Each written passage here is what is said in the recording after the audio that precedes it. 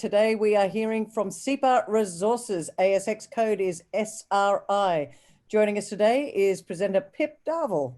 Pip is the Managing Director, and Sipa is an Australian-based exploration company, and they're focused on gold and base metals over in WA. And now over to you, Pip.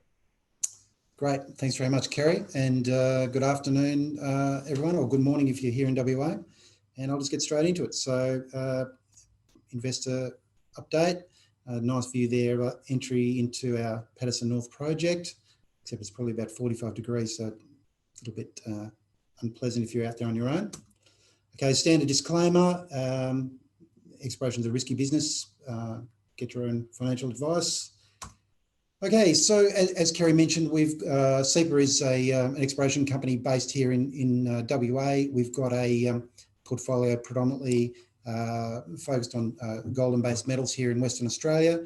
We do also have a project in Uganda, which I'll talk briefly about, and that's currently on care and maintenance.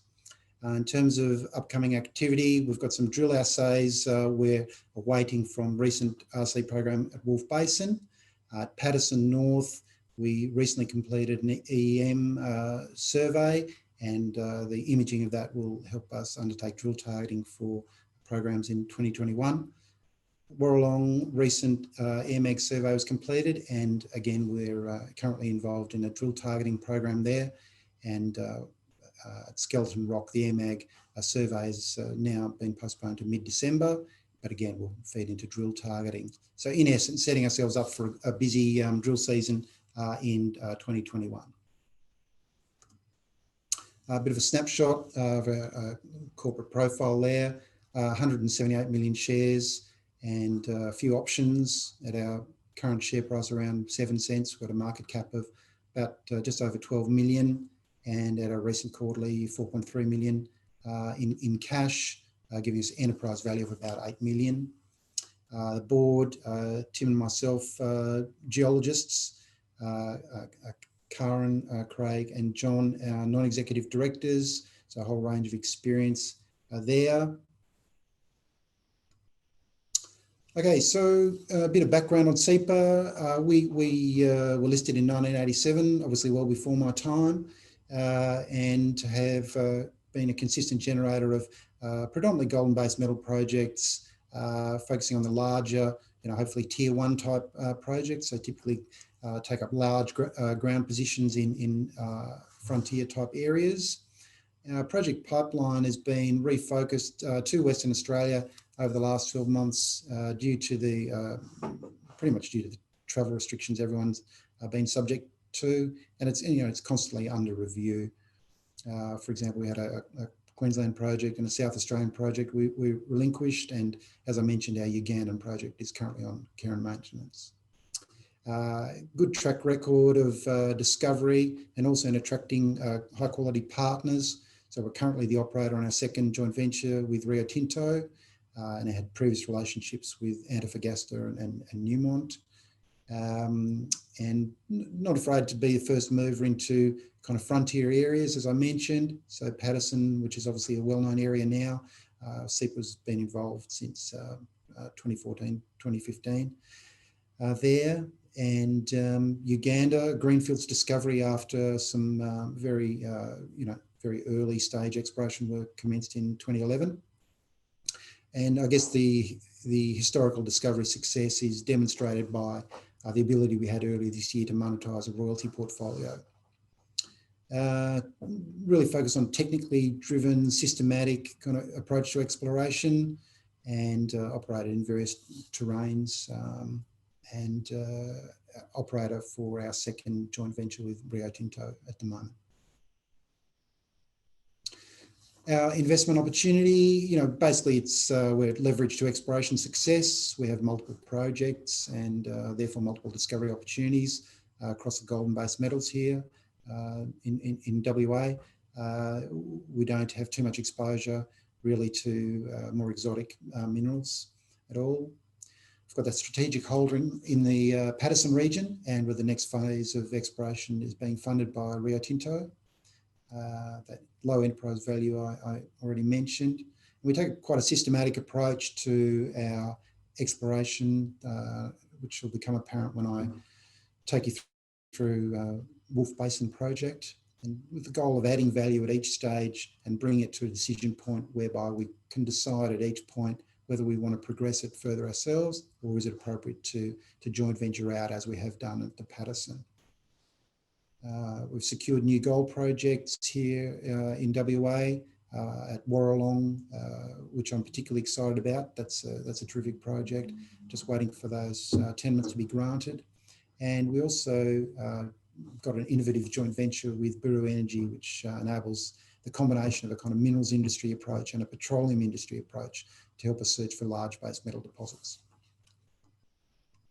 So I'll just take you through our Wolfe Basin project and probably give you a bit of a picture of the systematic approach I mentioned.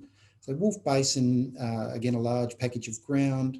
It's located south of Halls Creek. It's a remote area, but it's actually relatively easy to access with the Tanami Road immediately east of the project area. Project was kind of developed, generated internally here at Sipa, and then we've systematically gone about moving that project forward through a couple of phases of soil sampling, which identified very long soil anomaly. You can see on that image there, so the red circled area and the blue circled area here, soil anomalies basically running immediately along that prospective horizon that we targeted in the first place. And as well as the soil anomalies, and there's these two large gossans that we identified. One of them's 1.5 kilometres long, the other are several hundred metres long. And so over that 40 kilometres of prospective stratigraphy, we've got some pretty strong indications that the mineralisation model we're using is correct. And that mineralisation model is very similar to that relates to the large base metal deposits, large copper deposits in the African copper belt. Now, while we've been focusing on this one particular horizon to date, in this kind of this orangey horizon here, there is the opportunity for further horizons higher up in the basin to be targeted. Now, when we come to the drilling, I'll just let you know that this is the area here where I'll show you the cross section. So the mineralisation model I mentioned is one that's a fairly standard, I guess, base metals type mineralisation model where a historic basin, in this case Proterozoic rocks, there's basinal fluids here in the blue that are driven through this basal sandstone, which is porous, by orogenic action or compression of the sequence. So the fluids move along, they scavenge metals from the basement rocks and sandstones within the basin itself. Then as they move upwards against a basement high, they react with the overlying rocks here shown in the blue, in this case dolomites or shales, black shales, and that reaction causes metals to drop out as sulfides. The surface expression of a reaction like that you would get ideally would be some kind of gossan or gossanous ironstone, as I've mentioned we've already seen along that prospective horizon. So that's the prospective horizon there. We get these outcropping gossans, and you'll also get them in these kind of offsetting faults. So we've got a location there at Wolfe Basin where that large gossan I highlighted in the previous image. You can see both this gossan here and also it being offset by the faults. So that's pretty much where we undertook our recent drill program, based on results of up to nearly 0.5% lead, 0.3% zinc, and 500 ppm copper, and in this location here. So we targeted this area for the first round of drilling, undertook an IP survey to refine those targets, and then just completed just over 1,500 metres of RC drilling, supported by the WA government's exploration incentive scheme. So thanks very much to the WA government for supporting exploration. It's a great initiative there. So I'll just show you in the next slide a cross section that kind of runs along this kind of location here. So here's that cross section. There's that basal sandstone we talked about where the fluids would move up through that. They would hit the overlying dolomite here in the blue, and then theoretically those sulfides would drop out the metal-bearing sulfides would drop out along this contact zone here. At the surface, there's the Gossamer ironstone we see, and our goal with the drilling was to follow that down dip and to see if we could find some fresh sulfides. We successfully intersected it, on numerous locations in the drilling. Unfortunately, it is oxidised as deep as we were able to drill it, this is down about 200 metres true depth below surface, so it's oxidised, which means you can't identify the sulfides very easily at all, and we're just waiting for those assays to see what the base metal signature is, in this kind of zone. So those assays are expected in December now, and they'll ideally provide us with vectors for future drilling, either along strike or further down dip. And we also need to consider what the best geophysical techniques could be to help identify further sulfide accumulations if they exist along strike and down dip. But basically, it's proven the model. We've got all the rocks that we thought we'd have. We've got this target zone here, and we just need to find the best location to follow that to ideally find a base metal deposit. I mentioned the Paterson North joint venture with Rio Tinto. So that's a 12 million plus farm-in and joint venture agreement. Rio have got to spend significant funds to earn their interest in that. And importantly for us, they've got to spend $3 million and undertake at least 4,000 metres of drilling before they can withdraw from that. We really think the project will benefit from Rio's expertise in the area. As the discoverers of Winu, which people have no doubt heard of, it just lies about 10 kilometres from our tenement boundary here. So as the discoverers of Winu, and they've undertaken a hell of a lot of activity in the district. They're very used to operating there. They understand the geology, the technical side of the project. So that's a terrific partner to have in this case. We're currently managing the programs there and just recently completed a helicopter-borne EM survey the results of which will feed into the 2021 drill targets. So move on to the Warlord Gold Project. So this is located in the North Pilbara. You can see Port Hedland there on the map. So many people who are interested in resources have obviously heard about De Grey Mining's success with their terrific Hemi gold discovery. Full credit to De Grey for discovering this deposit. They've been working in the district very systematically over a long period, and it's a terrific discovery. And I guess the really interesting thing about that discovery for explorers such as Sipa is that the deposit it's an intrusion-hosted gold deposit, which opens up the potential for other intrusion-hosted gold deposits to be found. And it's not a style that's really been focused on very heavily in the Pilbara previously.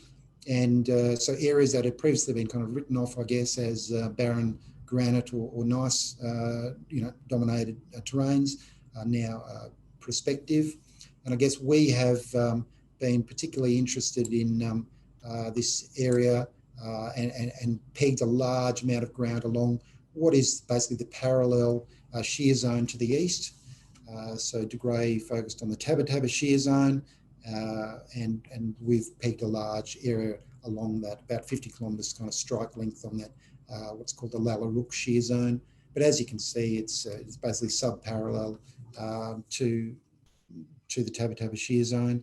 And it's almost completely untested by exploration there because it's been covered by 10 to maybe 20, 25 metres of pretty recent sheet wash. There's a couple of large rivers flowing to the north west through this area, and that has covered, as a result, the area in shallow sheet wash and obscured all the basement rocks. So the basement rocks there, previously thought completely dominated by granite and gneiss and relatively barren from a mineralisation perspective.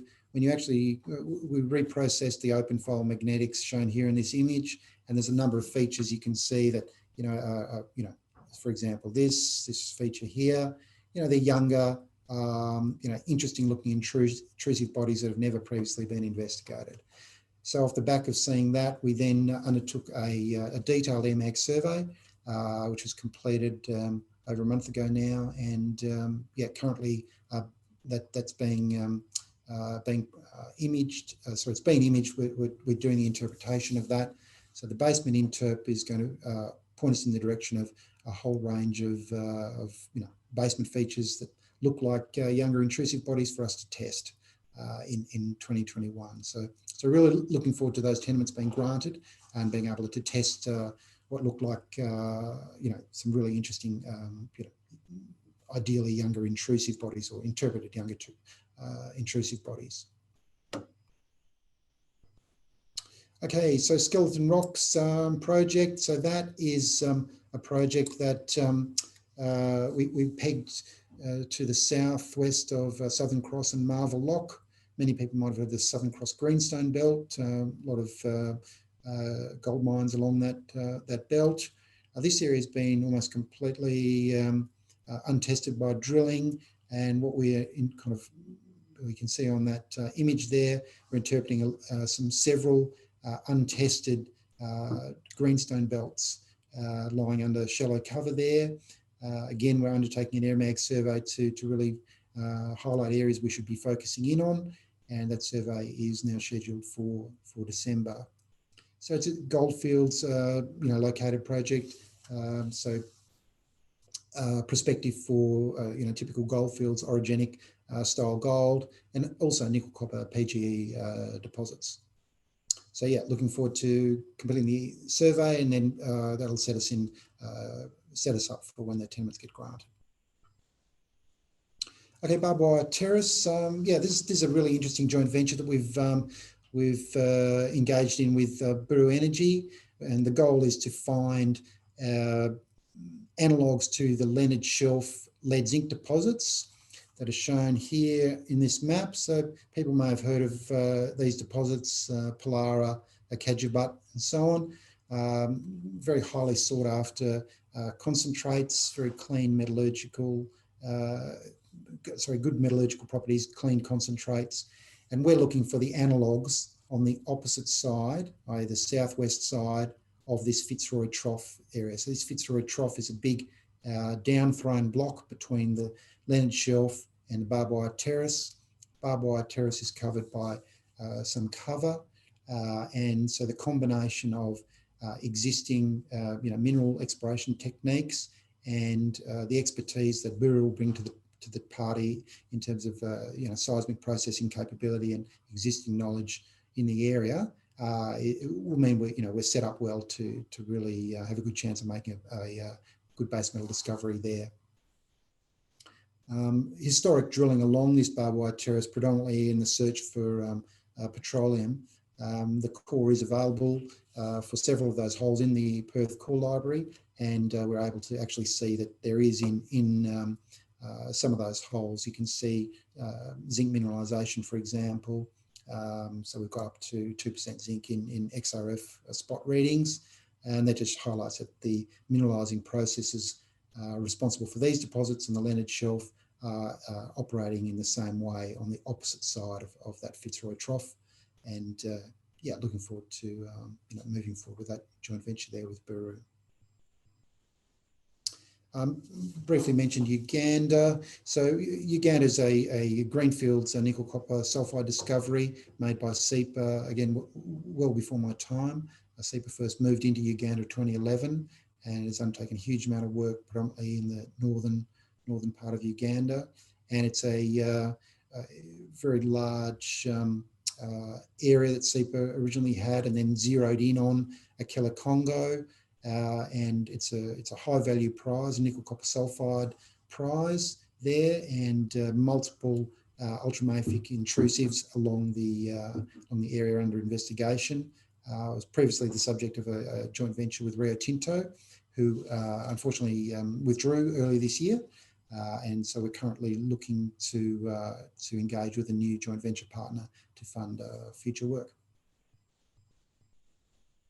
So I've taken you through our main projects there, and Sipa is basically leveraged to exploration success with multiple projects and potential for gold and base metals discovery opportunities in Western Australia predominantly. And as I mentioned, we just recently completed a drill program, Wolfe Basin, awaiting those assays. The EM survey completed in Paterson North, airborne mag survey at Warlord currently being used for targeting, and air mag survey coming up at Skeleton Rocks. So lots of work underway, basically setting us up for a busy field season in 2021. Thank you, Pip. Thanks very much. A very good look around what you're up to at the moment. We're running out of time, but I do want to grab a couple of questions if I can. Sure. We've got a couple here. Which of your projects do you anticipating putting more energy and capital to in the next 12 months? Yep. Okay, so look, Paterson will get a lot of activity, but the spend will be by Rio Tinto. Wolfe Basin, once we get the results, we'll be able to make a good decision on what we want to do there, whether we want to keep doing more drilling there and where. I'd say Warlord will get a fair shake. We've got some reasonable hopes of some great targets there based on the recent air mag.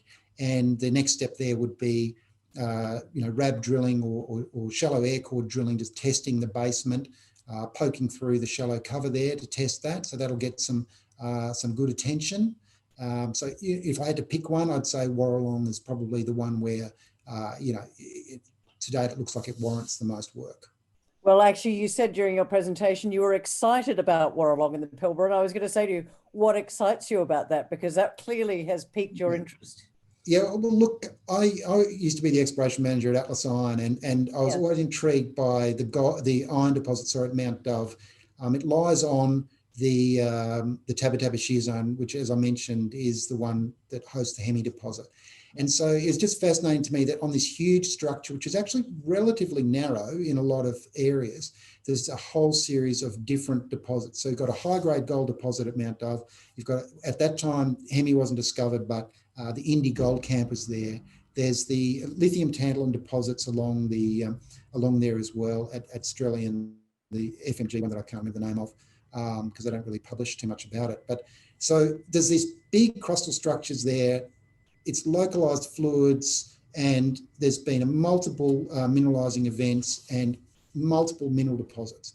So to be able to peg a huge area of ground on a parallel structure that looks to be the same age, same style of rocks, we're just in with a great chance. I mean, it'd be terrific, to make a great gold discovery. But I guess if you look, back at what I just mentioned about the Tabba Tabba hosting a whole range of different deposits, there's the opportunity on the Lalarook to also make discoveries of different types of deposits. And further to the southwest of our ground, it basically runs along the front of the range where the Atlas Iron, Abydos iron ore deposits are as well. So, we've got lots of indications that similar processes are operating along basically the analogue. Everyone hates this neurology and lookalike kind of comments, but it really does. I mean, when you look at the geology, it's just so similar that I think we're in with a really good chance there. Well, now I understand why you're excited. It'll be interesting with the news flow from that. Now, quick question: innovative joint venture with Buru Energy. Do you want to just explain what you mean by the innovation around that JV with Buru Energy? Because that surprised me. They're a petroleum, they're an oil and gas company. Yeah, correct. So people may not be aware that the minerals title over a particular area of land will coexist with the petroleum title. So someone, in this case Buru, has the right to explore or develop petroleum and oil and gas, whereas we would have the rights on exactly the same land area, in effect, for minerals. Now, what we get to do in this joint venture is collaborate. So the minerals industry approach is one way of doing things, but the petroleum industry approach is another one. I mean, they do things, they're much more advanced in some ways than how we operate in the mineral sphere.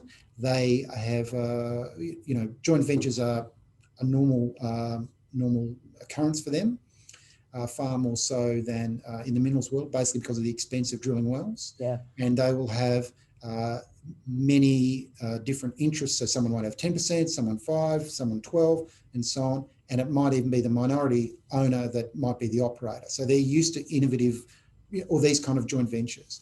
The other thing is too, they have a different approach. We have a kind of a mineral systems approach.